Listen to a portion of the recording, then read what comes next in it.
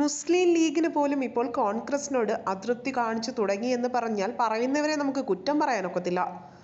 എന്നും മുസ്ലിം ലീഗിനെ തഴയുന്ന ഒരുതരം ശൈലിയാണ് അവർ ഇപ്പോൾ അവലംബിച്ചുകൊണ്ടിരിക്കുന്നത്. മുസ്ലിം മത ന്യൂനപക്ഷങ്ങൾക്ക് കോൺഗ്രസിലുള്ള വിശ്വാസം നഷ്ടമായെന്ന് മുൻ ഗുരുവായൂർ MLA-യും CPM നേതാവുമായ KV അബ്ദുൾ ഖാദർ പറഞ്ഞതിൽ തെറ്റു പറയാൻ കഴിയില്ല. മുസ്ലിം ലീഗിനേക്കാൾ ഇക്കാര്യം സമസ്തയ്ക്ക് അറിയാമെന്നും അദ്ദേഹം പറഞ്ഞു.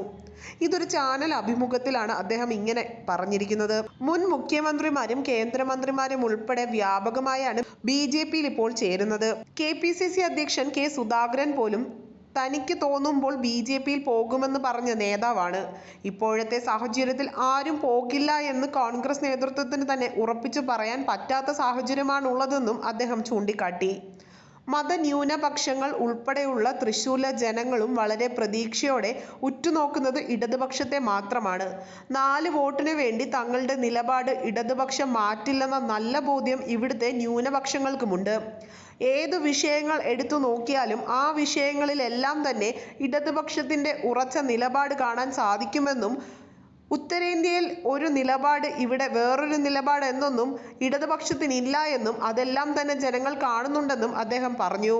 മതന്യൂനപക്ഷങ്ങൾക്കെതിരായ കടന്നാക്രമണങ്ങൾ ഇല്ലാത്ത സംസ്ഥാനമാണ് കേരളം.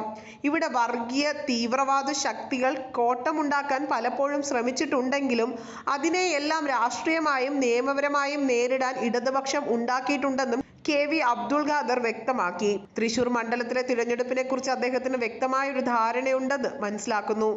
തൃശൂർ ലോക്സഭാ മണ്ഡലത്തിൽ 2 കാര്യങ്ങളാണ് പ്രധാനമായും ഉന്നയിക്കുന്നത്. ഒന്ന്, തൃശൂർ ലോക്സഭാ മണ്ഡലത്തിലെ സാഹചര്യങ്ങൾ, LDF നടപ്പിലാക്കിയ ഗുരുവായൂർ വികസന പ്രവർത്തനങ്ങൾ.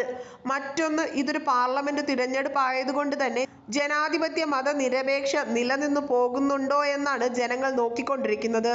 ഇതിനെതിരെയുള്ള കേന്ദ്ര ഗവൺമെന്റിന്റെ നടപടികൾ ഈ നാട്ടിലെ മനുഷ്യരെ ബാധിക്കും എന്നുള്ളത് ഉറപ്പാണ്. കേന്ദ്ര ഭരണകൂടം ഇവിടുത്തെ ദളിതർക്കും ന്യൂനപക്ഷങ്ങൾക്കും എതിരാണ്. അവരെ പൗരന്മാരായി പരിഗണിക്കുന്നില്ല എന്നും കേന്ദ്ര ഗവൺമെന്റിന്റെ മതനിരപേക്ഷതയ്ക്കെതിരെയുള്ള കടന്നാക്രമണങ്ങൾ, സാമ്പത്തിക നയങ്ങൾ ഇതെല്ലാം ഞങ്ങളുടെ പ്രചരണ ആയുധമാണെന്നും അദ്ദേഹം പറഞ്ഞു. കൂടുതൽ വാർത്തകൾ അറിയുവാനായി ഈ ചാനൽ സബ്സ്ക്രൈബ് ചെയ്ത് ഫോളോ ചെയ്യുക.